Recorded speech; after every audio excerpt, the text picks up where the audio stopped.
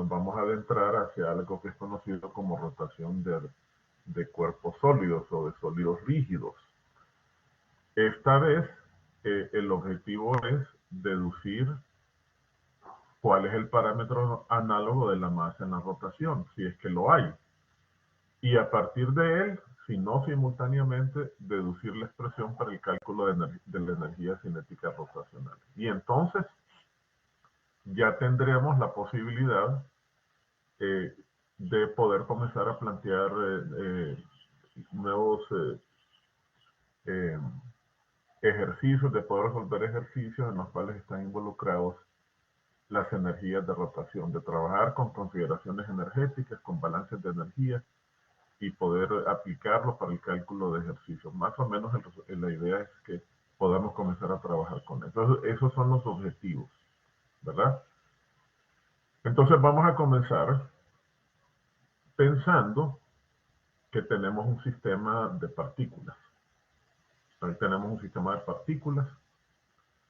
Cada una de esas partículas las suponemos puntuales por ahora, partículas puntuales. Cada una de ellas tiene su propia masa y está girando alrededor de un círculo a diferentes distancias del centro del círculo, así como lo pueden ver ahí. Noten que cada una de ellas debería tener también su propia velocidad de traslación. Eso es obvio, ya después lo vamos a ver, sobre todo porque hay otra condición que no he dicho, y es que vamos a suponer que vamos a suponer que todas ellas se dan al mismo tiempo una vuelta completa. Esa es una condición que estamos imponiendo, que es factible. Por ejemplo, usted puede imaginarse los dedos las yemas de sus dedos como las partículas, y entonces a medida que si usted gira su mano, evidentemente que todas las yemas de los dedos van a dar una vuelta completa o van a girar el mismo ángulo en el mismo tiempo. Eso significa esencialmente que todas tienen la misma velocidad angular. Y entonces fíjense bien, si todas tienen la misma velocidad angular y recordamos las relaciones entre la velocidad de traslación que ellas tienen y su velocidad angular, podemos plantear lo siguiente, que la velocidad de la partícula 1 es igual a su radio de giro multiplicado por la velocidad angular con la cual gira alrededor de ese círculo. Y lo mismo va a pasar para la velocidad 2 y para la velocidad 3. Cada una de ellas tiene radios diferentes. Y si tienen la misma velocidad angular, o sea, giran tardando el mismo tiempo en dar una vuelta completa, es evidente de estas expresiones que si los radios son diferentes y están multiplicados por una misma constante, deberían darnos velocidades diferentes. Y eso es lo que es obvio, ¿verdad? Usted mismo, cuando está rebasando en una curva, sabe que si usted está rebasando hacia afuera de la curva, entonces en la periferia de la curva, para poder rebasar un vehículo que va más hacia el centro, usted tiene que aumentar la velocidad. ¿Por qué? Porque tiene que recorrer una distancia mayor, ¿verdad? En menor tiempo del que lo hace este. Entonces es obvio que las velocidades de traslación van aumentando a medida que nos vamos alejando del centro. Vamos ahora a plantear lo siguiente. Quisiéramos encontrar la energía de rotación de todo ese sistema de partículas. Entonces, ¿qué hacemos? Bueno, en principio, solo conocemos las velocidades de traslación. Y entonces, para poder hacer ese cálculo, tendríamos que utilizar el concepto de energía cinética de traslación, porque conocemos las velocidades de traslación. Entonces, es lo que vamos a hacer. La energía que tiene ese sistema de partículas por el movimiento que tiene va a ser igual a la suma de las energías cinéticas de cada una de ellas, o sea, un medio de la masa de cada partícula por su velocidad traslacional al cuadrado. Y ahí tendríamos esta suma. Ahora, yo quisiera encontrar la energía cinética de rotación, ¿verdad? Yo quisiera encontrar cuál es la expresión para la energía cinética de rotación. Entonces vamos a plantearnos la analogía. Si la energía cinética de traslación se calcula como un medio de la masa por el cuadrado de su velocidad de traslación, entonces podemos intuir por analogía, la analogía que se estableció ayer, que de alguna manera la energía cinética de rotación debería escribirse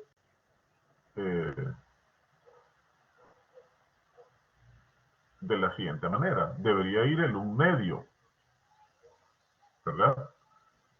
Y deberíamos tener al final el equivalente, el análogo de la velocidad que vimos ayer, que era omega.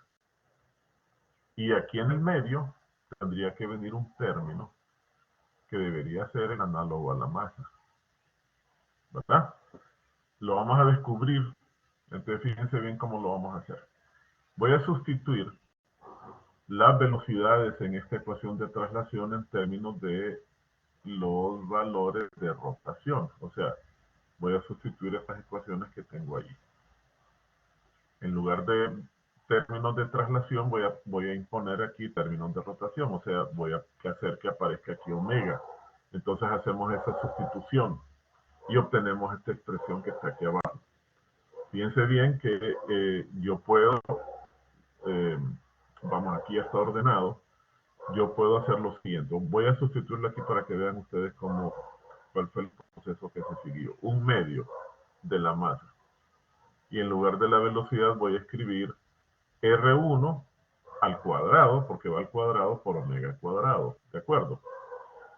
Entonces voy a ordenar esto para que tenga esta forma. Entonces me quedaré así. Un medio, abro paréntesis, copio a la par el cuadrado omega al cuadrado y lo que me quede lo dejo adentro. ¿Ven? Y así está ordenado acá, como lo pueden ver, para que se vea cuál es el patrón.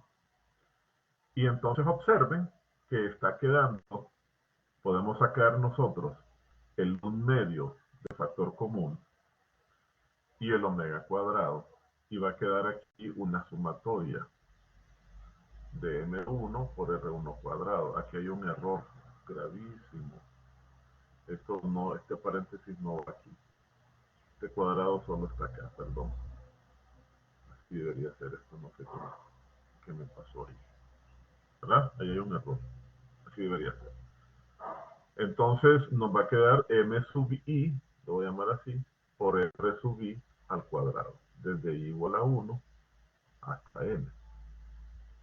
Entonces quiere decir que lo que está aquí adentro vendría a ser el análogo a la masa. Y recibe el nombre de momento de inercia, I. Y observen que aquí tenemos precisamente el caso más simple. El momento de inercia lo voy a llamar así, caso 1. ¿Cómo se calcula el momento de inercia? El análogo a la masa en la traslación. ¿Cómo se calcula? Pues se calcula multiplicando la masa de la partícula por el cuadrado del radio que describe. Y entonces el caso 1 corresponde precisamente, y debo mencionar que no está de manera explícita en el texto. Entonces conviene que ustedes lo escriban, porque hay problemas en los cuales les piden momentos de inercia de partículas y en la tabla del texto no aparece este resultado. Entonces el caso más sencillo es el caso de partículas, el momento de inercia de una partícula en una trayectoria circular, de una partícula de masa m. El momento de inercia se calcula como la masa de la partícula por el cuadrado del radio que describe. Y aquí tenemos el caso 2, precisamente encerrado entre estos en ese círculo. Tendría que ser el caso 2. ¿Cuál es el caso 2? Cuando tenemos un sistema formado por n partículas puntuales. Cuando usted tiene como estas que planteamos al inicio. Si yo tengo n partículas que de alguna manera están asociadas y forman a un sistema total, entonces esas n partículas van a tener un momento de inercia total que va a ser esencialmente la suma de los momentos de inercia de cada una de las partículas que los forman, que termina siendo esta sumatoria que tenemos ahí. La sumatoria sobre las n partículas de la masa de cada partícula por el cuadrado del radio que cada una de ellas, con el que cada una de ellas está describiendo su círculo, ¿verdad? Ahí tenemos los dos casos. Aquí está más ordenado adelante. Lo que quiero es enfatizar eso porque aquí lo tenemos, miren. Aquí tenemos el cálculo y aquí sigue habiendo ese error. Ay, creo que esa imagen y no lo puedo corregir. Lo voy a borrar así entonces. No le voy a olvidar que hay un error. Lo voy a borrar así. Un lamentable error. Voy a corregirlo. Bien, ahí lo tienen, ¿verdad? Entonces tenemos el caso más sencillo, es cuando tenemos una partícula. Se calcula el momento de inercia como mr cuadrado. ¿Cuál es el caso 2? Cuando tenemos un conjunto de n partículas que forman a todo un sistema que tiene una propia dinámica, entonces simplemente sumamos los momentos de inercia y nos da esto. O sea, esto es lo mismo que decir que el momento de inercia de un sistema de partículas es la suma de los momentos de inercia de cada una de las partículas que lo forman. Vamos a aclarar algo, ¿verdad?, sobre el significado de lo que acabamos de encontrar. Esto quiere decir lo siguiente, fíjese bien. Imagínense que usted se encuentra en el espacio, ¿verdad? Y usted es un astronauta que tiene que hacer reparaciones en una nave o en algún satélite. Y entonces usted está afuera de la nave y esa nave obviamente es muy, muy grande, es muy masiva, ¿verdad? En comparación, por ejemplo, con usted. Y entonces usted se encuentra aquí y usted necesita pasarle a un compañero suyo una herramienta, ¿verdad? El compañero está por acá, pero no quiere moverse porque es muy difícil moverse, va a gastar gas para impulsarse. Entonces lo que usted hace es que usted decide lanzarle esa herramienta, pero usted sabe que si lanza esa herramienta, de alguna manera usted puede experimentar un movimiento en sentido contrario. Eso lo vamos a ver con detalle después, pero eh, esencialmente eso es lo que sucede. Entonces, vamos a olvidarnos de eso y para evitar eso usted se pega a la superficie de la nave para garantizar que no va a tener retroceso. Entonces usted viene y pone su espalda en contacto con la superficie. De esa manera usted garantiza que no va a tener velocidad de retroceso afectándolo. ¿Ok? Entonces, aquí tiene usted la masa que usted va a lanzar. Es una masa. Está en el espacio flotando. No hay fricción. Note que para trasladarla, que es lo que usted va a hacer, usted necesitará aplicar una fuerza. Viene aquí una pregunta. ¿Cuál sería la única dificultad que usted tendría para para lograr mover a esa masa? Entonces, de lo único que depende es de la masa, es la inercia de la traslación. En ausencia total de gravedad y en ausencia total de fricción en un ambiente como el espacio exterior.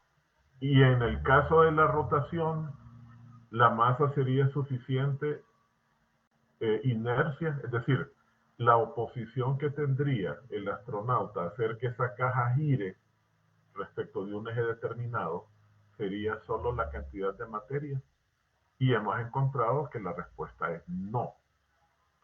Y de hecho el nombre que tiene, lo que acabamos de encontrar, es momento de inercia. Significa que en la rotación, la inercia no solo está representada por la masa, sino que está involucrada una distancia, que en el caso de una partícula, esa distancia es el radio de giro de la partícula. Ya vimos cómo se calcularía ese momento de inercia y vemos que efectivamente esa distancia aparece involucrada. Vámonos ahora al caso más general. Si tuviéramos la caja esa, un cuerpo sólido, que ya no es un sistema de partículas, yo no lo puedo tratar como un simple sistema de partículas, sino que lo tengo que tratar de alguna manera diferente. ¿Por qué? Porque si yo lo quiero tratar como un sistema de partículas, nunca voy a terminar. O sea, tengo una cantidad tan grande de partículas que lo forman y están tan aglutinadas que va a ser muy difícil que yo encuentre esa relación independiente para cada una de ellas que planteamos en el caso de un sistema de partículas. Entonces, en ese caso, la técnica que se nos plantea es la siguiente. Lo que se nos dice es lo siguiente. Si usted quiere encontrar el momento de inercia de un sistema de un cuerpo sólido, lo que puede hacer es eh, reducirlo a sus mínimas dimensiones. O sea, vamos a suponer que tenemos aquí, vamos a dibujar ahí, que tenemos un cuerpo sólido. Por ejemplo, yo tengo un objeto como ese que parecía dibujado ahí, un objeto así, sólido. Tiene una masa total m, ¿verdad? Y se encuentra en un marco de referencia. Aquí vamos a tener entonces, permítanme, voy a tratar de dibujar aquí eh, un eje vertical, ¿verdad? Por aquí vamos a tener un eje equivalente a un eje X, y por aquí vamos a tener el otro eje. Ahí tenemos el sistema de referencia. Y aquí tenemos el origen de ese sistema de referencia. Este es el eje X, este es el eje Y y el eje Z. Bien, entonces fíjense bien, ¿qué es lo que se hace? La técnica nos dice que hagamos lo siguiente, que dividamos ese objeto en cantidades tan pequeñas que las podamos imaginar o las podamos interpretar como partículas independientes. Entonces vamos a imaginarnos que hacemos un grid, hacemos un cuadriculado tridimensional, dividiendo ese cuerpo en sus partes más pequeñas posibles, en cantidades diferenciales, ¿verdad? Entonces hacemos un grid, tomamos ese cuerpo y lo dividimos en partes. Se supone que esto se hace en 3 dimensiones y obviamente que las partes que yo estoy dejando ahí son muy grandes comparadas con lo que debería ser un sistema dividido en partes infinitesimales, ¿verdad? Pero bueno, ahí lo tenemos. Entonces, ¿qué hacemos ahora? Perdón. Entonces ahora usamos la técnica del sistema de partículas. Entonces yo voy a tomar una partícula de esas, voy a tomar una fracción que ahí está extremadamente exagerada, pero para efectos didácticos la vamos a tener ahí. Esta es una partícula que yo selecciono al azar, ¿verdad? Esta partícula tiene una cantidad de masa diferencial de la masa total. Es un diferencial de masa. Y esa partícula se encuentra cuando este objeto en su totalidad gira, imaginémonos que lo queremos hacer girar respecto del eje Z. Así. Yo quiero que ese objeto gire alrededor del eje Z. Entonces, se encuentra separada del centro de ese eje, a una mínima distancia del eje, que sería esta distancia de acá. O sea, ese va a ser el R de esa partícula. Se encuentra a una distancia R del eje de rotación, que lo estamos planteando como justo el centro, el origen de ese sistema de referencia. Entonces uno diría lo siguiente: si yo me imagino que esa partícula diferencial es como que yo tuviese una partícula puntual, entonces significa que ese va a producir un diferencial de inercia. Yo lo voy a poder calcular con la misma expresión que usé para calcular, ¿ven? el momento de inercia de una partícula. Va a ser la masa, que es un diferencial, multiplicado por esa distancia a la que se encuentra al cuadrado, ¿verdad? Y entonces ahora en teoría nosotros nos vamos a mover hacia las vecindades, nos vamos a mover en todas las dimensiones posibles, cambiando de posición, cambiando de partícula o de diferencial, y vamos en cada caso a calcular de la misma manera el diferencial, ¿verdad? Nos vamos a mover y vamos a calcular un diferencial diferente y al final lo vamos a sumar todos los resultados de las cantidades diferenciales que encontremos. Quiere decir que en esencia lo que vamos a hacer es una sumatoria de diferenciales, exactamente lo mismo que aparece aquí, miren. Cuando uno tiene el momento de inercia de cada partícula, la suma y obtiene el momento de inercia total. Justamente el mismo concepto estamos aplicando. Y entonces lo que nos va a quedar es una integral. Entonces el momento de inercia va a ser la suma de esos diferenciales. Si usted aplica eh, el operador correspondiente diferencial, lo que va a obtener es el momento de inercia.